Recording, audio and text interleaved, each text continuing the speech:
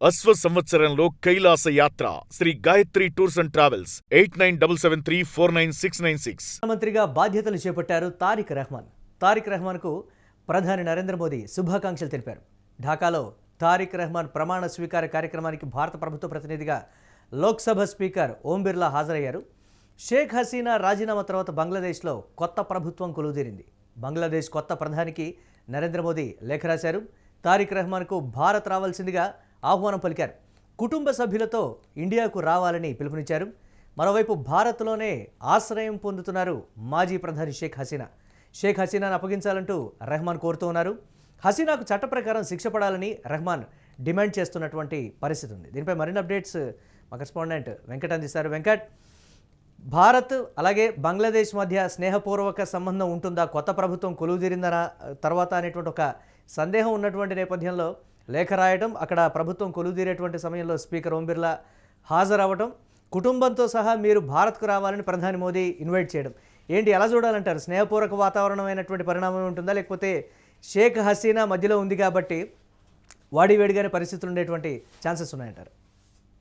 మురళి, రెండు దేశాల మధ్య కూడా వాడివేడిగానే పరిస్థితులు ఉండే అవకాశాలే కనపడుతున్నాయి. ఎందుకు అంటే షేక్ హసీనా విషయంలో తారిక్ రెహమాన్ ఉన్నారు, బంగ్లాదేశ్ నూతన ప్రధాని. ఆయన కొంత పట్టుబడుతున్నారు. ఎందుకు అని అంటే తాను 17 ఏళ్ల పాటు అజ్ఞాతవాసం చేయడానికి, అంటే ఆమె తల్లి ఖలీదా జియా గానీ లేదంటే తమ కుటుంబం గానీ రాజకీయంగా ఇబ్బందులు పడటానికి దాదాపు 17 ఏళ్ల నుంచి 20 ఏళ్ల పాటు వాళ్ళు దేశం వదిలి యూకేలో ఉండటానికి కూడా ప్రధాన కారణం ఆమెనే అంటే షేక్ హసీనా అనేది వాళ్ళ కోపం. కాబట్టి ఖచ్చితంగా ఇప్పుడు బంగ్లాదేశ్ భారత్ సంబంధాలు బలపడాలి అంటే ఖచ్చితంగా షేక్ హసీనాను బంగ్లాదేశ్ కి అప్పగించాల్సినటువంటి పరిస్థితి ఉంది. ఎందుకంటే లేకపోతే మాత్రం బంగ్లాదేశ్ అంగీకరించే పరిస్థితి ఉండకపోవచ్చు. ఎందుకంటే ఇప్పటికే ఆమెకు మరణ శిక్ష విధించారు. దాదాపు 1200 నుంచి 1500 మంది విద్యార్థుల మరణానికి, యువత మరణానికి ఆమె కారణం అయ్యారు అనేది ప్రధాన ఆరోపణ. దీంతోనే బంగ్లాదేశ్ ఇంటర్నేషనల్ క్రైమ్ కోర్ట్ అనేది వాళ్ళకు ఆమెకు శిక్ష కూడా విధించడం జరిగింది. కాబట్టి ఇప్పుడు ఆమెకు శిక్ష అమలు చేయాలి అనేది కూడా ప్రధానంగా ఉన్నటువంటి డిమాండ్.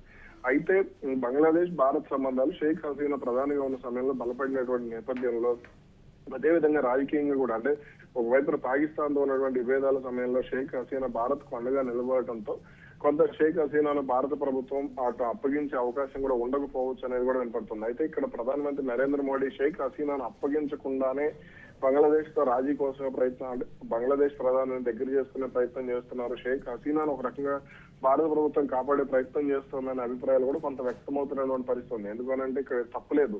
ఎందుకంటే ఆమె ప్రధానిగా ఉన్నంత కాలం కూడా భారత్ కు ఎక్కడా కూడా ఆమె ఇబ్బందికరంగా వ్యవహరించలేదు. కొన్ని సందర్భాలు అక్కడ రాజకీయ పార్టీలు రెచ్చగొట్టే విధంగా వ్యవహరించినప్పటికీ కూడా ఆమె ఎప్పుడు కూడా భారత్ కు వ్యతిరేకంగా అక్కడ యువతను కానీ ఎవరిని కూడా రెచ్చగొట్టినటువంటి పరిస్థితి లేదు. ఆమె ఎప్పుడైతే దిగిపోయారో అప్పటి నుంచి భారత వ్యతిరేక ఉద్యమం కానీ, హిందువులపై దాడులు కానీ పెరిగినటువంటి పరిస్థితి. షేక్ హసీనా ప్రధానిగా ఉన్న సమయంలో హిందువులపై దాడులు కూడా ఎక్కడ కూడా జరిగినట్టు మనకు చూడలేదు.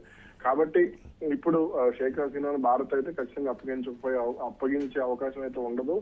అయితే ఈ విషయంలో కూడా బంగ్లాదేశ్ వెనక్కి తగ్గకపోవచ్చు. మరి దీన్ని ఏ విధంగా ఈ రెండు దేశాలు పరిష్కరించుకుంటాయనేది చూడాలి. అంటే ఇక్కడ షేక్ హసీనాతో దానికి సంబంధించి ఇక్కడ రాజకీయ పరమైనటువంటి అంశంగా కూడా దీనికి చూస్తున్నటువంటి, అది బంగ్లాదేశ్లో ఉన్నటువంటి అంతర్గతమైనటువంటి రాజకీయ అంశం.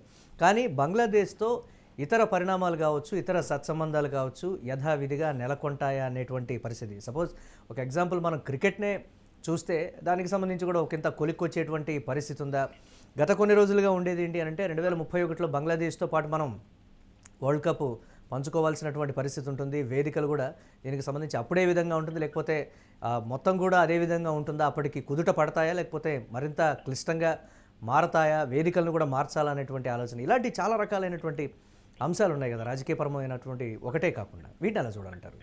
ఇక్కడ బంగ్లాదేశ్ క్రికెట్ బోర్డు కానీ లేకపోతే బంగ్లాదేశ్ ప్రభుత్వం కానీ వాళ్ళకు పాకిస్తాన్ కంటే కూడా భారత్ తోనే ఎక్కువ ప్రయోజనాలు ఎక్కువగా ఉంటాయి. ఎందుకనంటే ఇప్పుడు వాళ్ళ టీ ఉత్పత్తులకు సంబంధించి భారత్ ప్రధాన కేంద్రంగా ఉంది. ఇప్పుడు మన దగ్గర టీ, ఇప్పుడు అస్సాంలో కానీ లేదంటే మన దగ్గర దక్షిణ భారతంలో కానీ టీ తోటలు ఉన్నప్పటికీ కూడా బంగ్లాదేశ్ నుంచి వచ్చేటువంటి కాఫీ ఉత్పత్తులు కానీ, మరికొన్ని వస్త్రాలకు సంబంధించి కానీ, చెప్పులకు సంబంధించి కానీ, ఇలా వాణిజ్యపరమైనటువంటి బంధాలు ఎక్కువగా బంగ్లాదేశ్ భారత్ తో ఉన్నాయి. అక్కడ ఎగుమతులను కూడా భారత్ ఎప్పుడూ ప్రోత్సహిస్తున్నటువంటి పరిస్థితి. కాబట్టి ఇప్పుడు అంటే చాలా వరకు మనం చూసుకుంటే టాటాస్ అని ఇట్లా కొన్ని చెప్పుల కంపెనీలు, అలాగే అదేవిధంగా బంగ్లాదేశ్ లో జరిగినటువంటి ఉత్పత్తులు ఏవైతే ఉంటాయో కొన్ని ఆటోమొబైల్ కూడా దిగుమతి కూడా చేసుకుంటారు అనుకుంటే. కాబట్టి ఇవన్నీ కూడా బంగ్లాదేశ్ తీవ్రంగా నష్టపోయే అవకాశం ఉంది. బంగ్లాదేశ్ ఆర్థిక వ్యవస్థకు వస్త్ర ఎగుమతులు అనేది అత్యంత కీలకం. అదేవిధంగా వ్యవసాయ ఉత్పత్తులకు సంబంధించి తేయాకు కానీ ఇవన్నీ కూడా కొంత కీలకంగానే ఉంటాయి. కాబట్టి మన ఇప్పుడు ఈశాన్య రాష్ట్రాల సరిహద్దుల్లో కూడా అక్కడ తేయాకు తోటలు ఎక్కువగా ఉన్నాయి. కాబట్టి అక్కడ ఉన్నటువంటి వాతావరణ పరిస్థితుల ఆధారంగా అక్కడ కొంత చల్లగా ఉంటుంది కాబట్టి తేయాకు ఇవన్నీ పండే పరిస్థితి ఉంది. కాబట్టి ఇవన్నీ కూడా బంగ్లాదేశ్ నష్టపోయే అవకాశం ఉంటుంది. భారత్ అనేది ప్రధానంగా గమనిస్తాను. కాబట్టి ఇప్పుడు భారత్ లో ఎగుమతి అవుతున్నటువంటి టీ ఉత్పత్తులు ఇవన్నీ కూడా భారత్ కు సరిపోని పరిస్థితి కూడా ఉంది. అదేవిధంగా పాకిస్తాన్ కు ఒకవేళ వాళ్ళు ఎగుమతి చేసినా పెద్దగా గిట్టుబాటు ధరలు కానీ లేదంటే అప్పుల ద్వారా చెల్లించే ప్రయత్నం ఇవన్నీ పాకిస్తాన్ చేస్తూ ఉండదు కాబట్టి కొంత వాళ్ళకి బంగ్లాదేశ్ నష్టం అనే చెప్పుకోవాలి. కాబట్టి అలాగే క్రికెట్ కి సంబంధించి కూడా ఇప్పుడు ఐసీసీ T20 వరల్డ్ కప్ వాళ్ళు ఆడకపోతే వాళ్ళు కొంత నష్టపోయే అవకాశాలు కూడా ఎక్కువగానే ఉన్నాయి. అందుకని ఇప్పుడు బంగ్లాదేశ్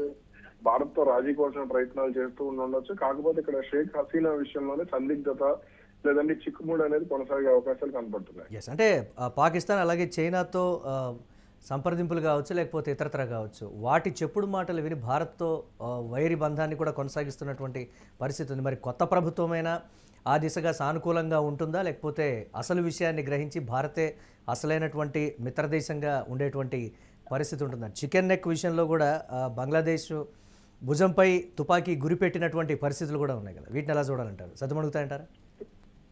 ఇప్పుడు బంగ్లాదేశ్ విషయంలో అంటే మనం చూసుకుంటే కనుక అంటే చైనా అనేది బంగ్లాదేశ్ ఒక పావుగానో లేదంటే ఒక అంటే సరిహద్దులకు సంబంధించి చైనాతో కంటే కూడా మనం బంగ్లాదేశ్ లో ఎక్కువ సరిహద్దును పంచుకుంటాం. మీరు గూగుల్ మ్యాప్ లో చూస్తే బంగ్లాదేశ్ మనకి ఎక్కువ సరిహద్దు ఉంటుంది భౌగోళిక సరిహద్దు పరంగా. కాబట్టి ఇక్కడ అంటే చైనా ఇక్కడ అంటే పాకిస్తాన్ గానీ బంగ్లాదేశ్ గానీ అడ్డం పెట్టుకుని కొంత కాశ్మీర్ అడ్డం పెట్టుకుని కొంత డ్రామాలు ఆడుతూ వస్తుంది. ఈ మధ్యకాలం నేపాల్ ను కూడా కొంత రెచ్చగొట్టే ప్రయత్నం చేస్తుంది. టిబెట్ ఇవన్నీ దేశాలు కొంత మన సరిహద్దుల్లో ఉన్నప్పుడు కూడా వాళ్ళు కొంత సౌమ్యంగానే ఉంటారు కాబట్టి పెద్ద ఇబ్బందులు లేవు. కానీ ఇక్కడ చైనా ఏదైతే తన ఎకనామిక్ కారిడార్ కోసం పాకిస్తాన్ ను కాశ్మీర్ ను అడ్డం పెట్టుకుని డ్రామాలు ఆడుతుందో ఇప్పుడు అందులో బంగ్లాదేశ్ కూడా కొంత పావు అయ్యే అవకాశం ఉంది. అదేవిధంగా ఇప్పుడు అంటే ప్రపంచ ఆర్థిక శక్తిగా అమెరికాను ఢీ కొట్టాలనే లక్ష్యంతోనే చైనా అడుగులు వేస్తుంది. అందుకని రష్యాతో గానీ ఇతర దేశాలతో గానీ కొంత స్నేహం చేసే ప్రయత్నం చేస్తోందనే విషయం అయితే స్పష్టంగా అర్థమవుతుంది. కాబట్టి ఇప్పుడున్నటువంటి పరిస్థితుల్లో వాళ్లకు బంగ్లాదేశ్ గానీ పాకిస్తాన్ గానీ ఇప్పుడు భారత్ దాదాపుగా చైనాతో పోటీ పడేటువంటి ఆర్థిక శక్తిగానే ఉంటుంది. ఇక మిగిలిన దేశాలకు సంబంధించి అంటే చైనా ఉత్పత్తులకు సంబంధించి బంగ్లాదేశ్ లో ఎక్కువ విక్రయాలు జరపాలనేది కూడా చైనా ప్రభుత్వ లక్ష్యం.